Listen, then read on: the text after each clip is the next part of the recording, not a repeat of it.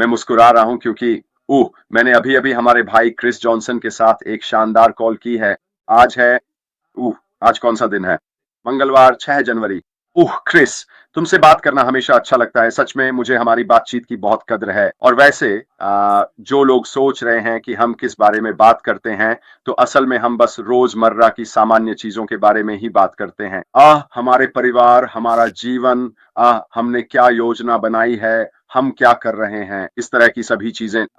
दरअसल व्यापार के बारे में ज्यादा कुछ नहीं, और यही वजह है कि मैं क्रिस जॉनसन का अच्छा दोस्त हूं और उनसे बात करना हमेशा अच्छा रहता है, यह तो निश्चित है।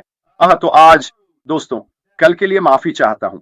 मैं अपनी बेटी के घर अपने सबसे छोटे पोते पोती से मिलने गया था, और समय की कमी के कारण मैंने इस विषय पर कोई शोध भी नहीं किया था कि मुझे किस बारे में बात करनी है। इसलिए मैंने सोचा कि बेहतर होगा कि इसे आज के लिए छोड़ दिया जाए, खासकर जब यहाँ शांति है, और आज फिर से इस पर बात की जाए। और आज मैंने मैंने रुक कर फिर से संगठित होने के बारे में बात करने का फैसला किया है, और यह आपके लिए और व्यापार के लिए क्यों वाकई महत्वपूर्ण है। अब जाहिर है कि जहां तक व्यापार की बात है, किसी ने मुझे यह नहीं बताया कि यही हो रहा है। यह सिर्फ मेरी अपनी व्याख्या है। इस समय जिस दौर में हम हैं, और क्यों वास्तव में व्यापार में एक विराम लेना बुरी बात के बजाय एक अच्छी बात है। तो यह ना तो हमारे सीईओ ऐश मुफारेह की ओर से है, और न ही व्यापार के किसी पक्ष से।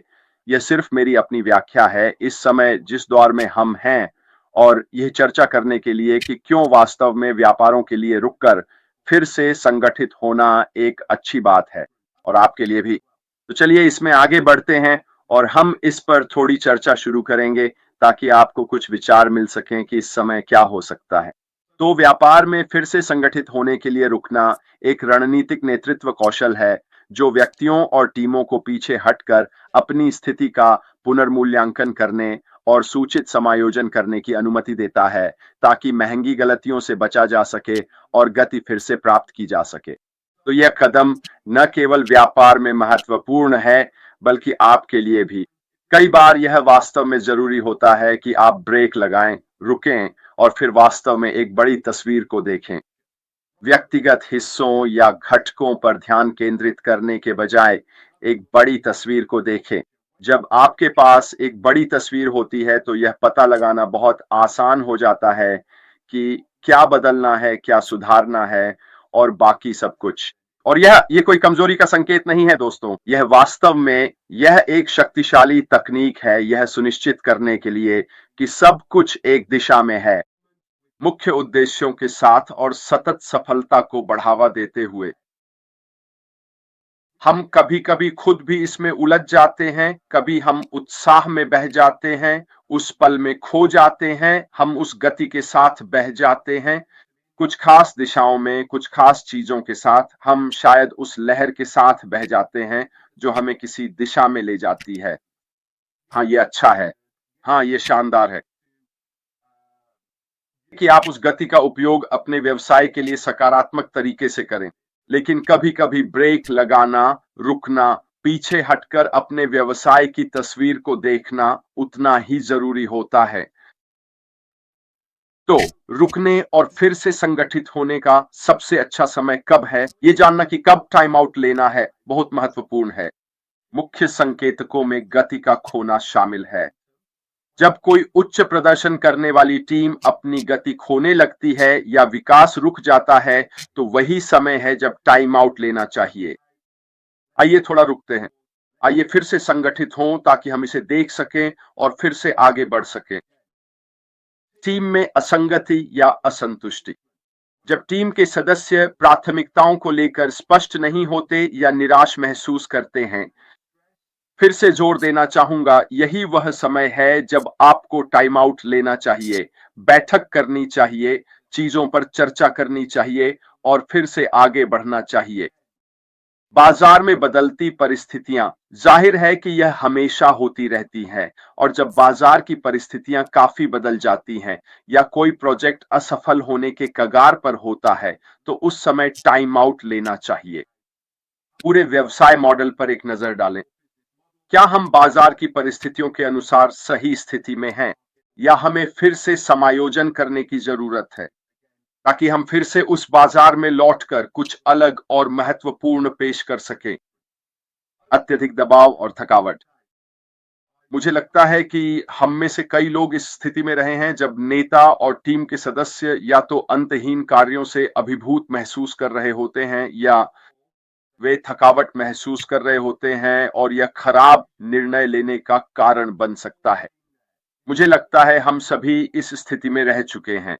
असल में मैं और क्रिस अभी इस बारे में बात कर रहे थे कि छुट्टियां, अवकाश और समय-समय पर ब्रेक लेना कितना जरूरी है, पूरी तरह से उस चल रही चीज से खुद को अलग करने के लिए। और क्रिस ने खुलकर कहा कि जब वह छुट्टी पर जाते हैं तो सच में छुट्टी पर ही जाते हैं। आप जानते हैं, हम जरूरी नहीं कि उतना कुछ करें जितना पहले करते थे पहले, क्योंकि यह जरूरी है कि आपके पास थोड़ा आराम करने का समय हो ताकि आप फिर से नई ऊर्जा और उत्साह के साथ लौट सकें और वह ताकत भी पा सकें जिसकी आपको जरूरत है। बार बार होने वाली समस्याएं भी समय निकालने का एक और कारण है।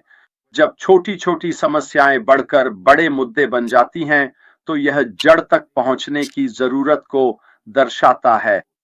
इन समस्याओं के साथ लगातार चलते रहने से बेहतर है कि आप थोड़ा समय निकाल लें। शायद आपको रुकना चाहिए ताकि आप फिर से खुद को तैयार कर सकें और आगे बढ़ने की स्थिति में आ सकें। तो रणनीतिक विराम के कौन-कौन से प्रकार होते हैं? हमने उन कुछ कारणों के बारे में बात की है कि आपको यह समय क्यों निकालना चाहिए, यह रणनीतिक विराम क्यों लेना चाहिए, फिर से खुद को तैयार करने और आगे बढ़ने के लिए। तो आप अपने व्यवसाय में उस विशेष आवश्यकता के अनुसार क्या कर सकते हैं? आप चिंतनशील विराम ले सकते हैं, जिसमें आप मौजूदा रणनीतियों की समीक्षा करें और यह सुनिश्चित करें कि सभी संचालन आपके व्यवसाय के मुख्य उद्देश्य के अनुरूप हों। यह उतना ही आसान हो सकता है जितना कि एक टीम मीटिंग करना, जिसमें आप उन मुख्य लक्ष्यों का पुनर्मूल्यांकन और पुनरावलोकन करें, ताकि हर कोई जान सके कि वे सही दिशा में हैं और व्यवसाय जो हासिल करना चाहता है, उसके साथ फिर से जुड़ जाएं, ताकि आप फिर से आगे बढ़ सकें। सुधारात्मक विराम। सुधारात्मक विराम क्या है? यह किसी चल रही गतिविधि को रोकने के लिए है ताकि स्थिति का विश्लेषण कर दिशा सही की जा सके। किसी ऐसे जोखिमपूर्ण प्रोजेक्ट की जो बार बार हो रहा है। फिर से, आप वह जानकारी कैसे प्राप्त करते हैं? हमने ग्राहक संबंध के माध्यम से जानकारी प्राप्त करने के बारे में बात की थी, यह सुनिश्चित करके कि आपके पास ग्राहकों से फीडबैक है, ताकि आपको पता रहे कि ग्राहक और व्यवसाय के बीच संबंध के मामले में आप सही रास्ते पर हैं। और अगर आप रास्ते से भटक गए हैं तो आपको वह विराम लेना होगा ताकि आप यह सुनिश्चित कर सकें कि आपके पास सही सुधारात्मक क्षेत्र हैं, ताकि आपने उसका विश्लेषण कर लिया है और आप प्रोजेक्ट को सही कर सकते हैं, यह सुनिश्चित करने के लिए कि वह फिर से सही रास्ते पर आ जाए। एक चीज होती है जिसे इनोवेटिव पॉज कहा जाता है और इसका उद्देश्य रचनात्मकता को बढ़ावा देना और मौजूदा समस्याओं के लिए नए विचारों और दृष्टिकोणों पर विचार मंथन की अनुमति देना है। यह अन्य पॉज के साथ साथ चलता है, अन्य पॉज के साथ भी। तो आपने अपना पॉज लिया है, चाहे वह किसी भी कारण से हो, और फिर आप उस रचनात्मक विचार मंथन में प्रवेश करते हैं, अपनी टीम से बात करने के लिए, अपने साझेदारों या किसी और से बात करने के लिए। तो आपके व्यवसाय में कौन है जो यह कह सके, ठीक है, यही समस्या है, यही हो रहा है, हम इसे बेहतर कैसे बना सकते हैं ताकि हम आगे बढ़ सकें। और आखिरी है व्यक्तिगत ठहराव। ये क्या है? यह रोजाना या साप्ताहिक रूप से निर्धारित समय है जिसमें व्यक्तिगत चिंतन, गहरी सांस लेना, आत्म मूल्यांकन और फोकस बनाए रखना शामिल है ताकि बर्नआउट से बचा जा सके। हम सब ने बात की है ना? या कम से कम मैंने तो व्यवसाय में समय के आवंटन के बारे में विस्तार से बात की है कि अपने व्यवसाय के लिए समय निर्धारित करना कितना महत्वपूर्ण है और यह सुनिश्चित करना कि आप बाहरी प्रभावों से विचलित न हों और आप उस समय को 100% अपने व्यवसाय को दे रहे हों। आपको अपने व्यक्तिगत कल्याण के लिए भी थोड़ा समय आवंटित करना चाहिए। ये आपको बर्नआउट से बचाएगा। यह आपको अपनी रिकवरी के लिए ब्रेक लेने की आवश्यकता से भी बचाएगा, जितना कि किसी और चीज से। क्या छुट्टियां लेना ठीक है? हाँ, बिल्कुल, क्योंकि यह आपके पुनर्जीवन का एक अहम हिस्सा है, खासकर जब बात आपकी ऊर्जा की हो। यह आपके साथियों के लिए भी अच्छा है और जाहिर है आपके खुद के कल्याण के लिए भी। लेकिन यह सुनिश्चित करें कि आप सप्ताह में एक दिन अपने लिए, अपनी सांस, अपने स्वास्थ्य और बाकी सब चीजों के लिए निश्चित समय जरूर निर्धारित करें। लोग जिम जाते हैं, व्यायाम करते हैं, ताजी हवा में समय बिताते हैं आदि, और यह सब न केवल आपके लिए व्यक्तिगत रूप से लाभकारी है, बल्कि आपके व्यवसाय के लिए भी फायदेमंद है। तो प्रभावी ढंग से फिर से संगठित कैसे हों? तो जब एक विराम शुरू किया जाता है, तो फिर से संगठित होने की प्रक्रिया में कुछ संरचित कदम शामिल होते हैं, ताकि उस विराम से उत्पादक परिणाम सुनिश्चित किए जा सकें।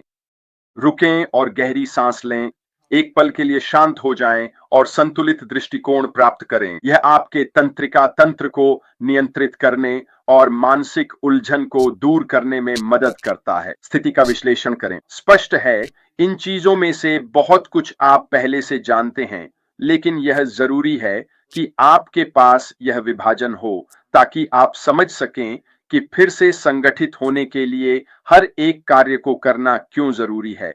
स्थिति का विश्लेषण करें, परत दर परत हटाकर देखें कि असल में समस्या क्या है। इसमें यह शामिल है कि सारी बातें सामने रखी जाएं और मुद्दों को निष्पक्ष रूप से छांटा जाए। यह वास्तव में बहुत महत्वपूर्ण है। अगर आप टीम के माहौल में काम कर रहे हैं, अगर आप अन्य लोगों के साथ काम कर रहे हैं, तो सारी बातें खुलकर सामने रखना न केवल आपकी चिंताओं को दूर करने में मदद करेगा, क्योंकि आपने आखिरकार सब कुछ साफ-साफ कह दिया है, लेकिन यह टीम के बाकी सदस्यों को भी यह जानने की सुविधा देता है कि समस्या क्या है, इसमें क्या-क्या शामिल है और इसे सुलझाकर आगे कैसे बढ़ा जाए। ईमानदारी, मुझे लगता है, वह सबसे महत्वपूर्ण शब्द है जिसे आप इस स्थिति का विश्लेषण करते समय इस्तेमाल कर सकते हैं। प्रतिक्रिया प्राप्त करें, टीम के सदस्यों को सुनें और विभिन्न स्रोतों, ग्राहकों, बाजार डेटा आदि से जानकारी एकत्र करें, ताकि आप इनका उपयोग सही दिशा में आगे बढ़ने के लिए कर सकें।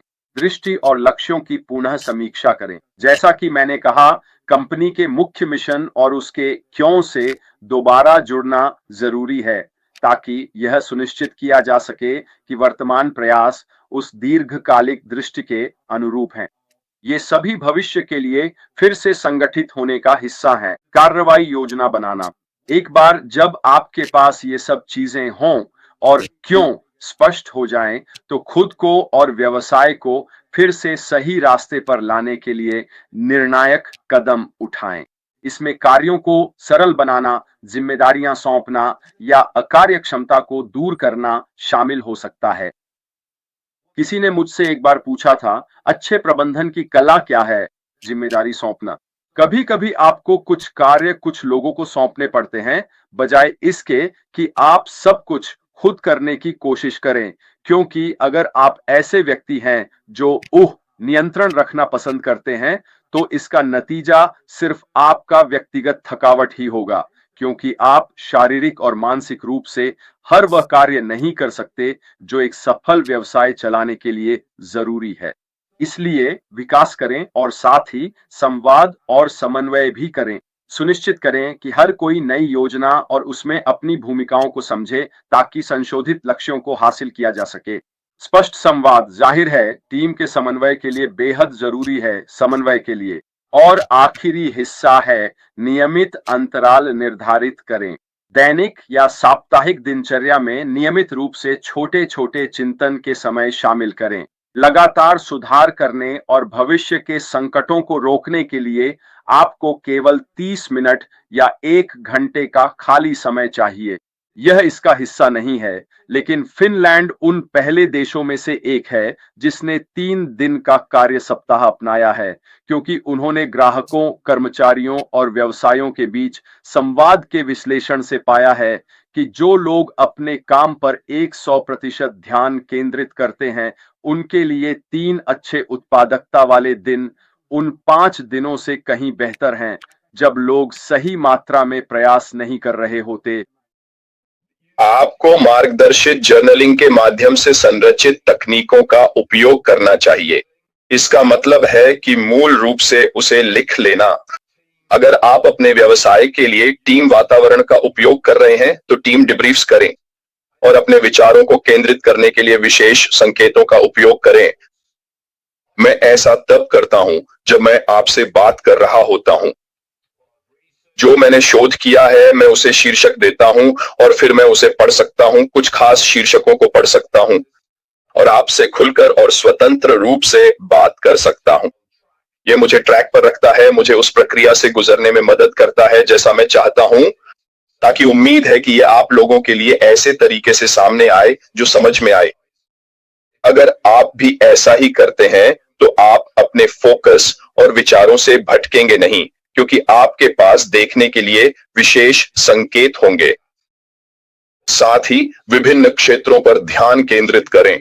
व्यक्तिगत नेतृत्व, टीम डायनामिक्स, रणनीतिक दिशा और बाहरी बाजार में बदलावों पर विचार करना आपके व्यवसाय के लिए सहायक होगा।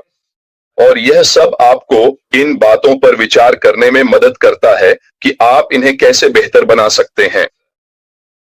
लेकिन याद रखें, चिंतन भी एक क्रिया है। यह कोई ऐसी चीज नहीं है जिस पर आप बस सोचते हैं। यह वास्तव में एक क्रिया है जिसे आपको करना चाहिए। तो एक प्रबंधक यह पहचानता है कि उसमें कुछ कर्मचारियों को अधिक पसंद करने की प्रवृत्ति है और वह अधिक वस्तुनिष्ठ निर्णय लेने के लिए सक्रिय रूप से काम करता है, क्योंकि वह यह सोचकर चिंतन कर रहा है कि कौन से कर्मचारी दूसरों से बेहतर हैं। और आप भी अपने व्यवसाय में ऐसा कर सकते हैं। मैंने इस बारे में पहले जेन से भी बात की थी। किसी कारणवश छवि गायब हो गई, मुझे नहीं पता क्यों, लेकिन जब तक आप मुझे सुन सकते हैं तब तक सब ठीक है। जेन भी अपने काम के संदर्भ में ऐसा ही करती है। कभी कभी वह अपने काम में अपनी क्षमता पर सवाल उठाती है और मैं ये बात उस पर वापस डाल देता हूं, ये कहकर कोई भी अच्छा प्रबंधक, कोई भी अच्छा कर्मचारी चाहता है कि सबसे व्यस्त समय में सबसे अच्छी टीम वहां हो। और यही कारण है कि मुझे लगता है कि जेन से इतनी बार पूछा जाता है, मालिक द्वारा जेन को वही काम करने के लिए कहा जाता है, क्योंकि स्वाभाविक रूप से मालिक चाहता है कि सबसे अच्छी टीम उसके पास हो, क्योंकि इससे सब कुछ बहुत बहुत बेहतर तरीके से चलता है। हर व्यवसाय में यही होता है, वे हमेशा सबसे अच्छी टीम चाहते हैं। वहीं खेलों को देखिए, वे भी वही सबसे अच्छी टीम चाहते हैं। और यही वो जगह है जहां आप अपना व्यवसाय बनाते हैं। ये सोचते हैं कि अच्छे लोग कौन हैं, वे लोग जो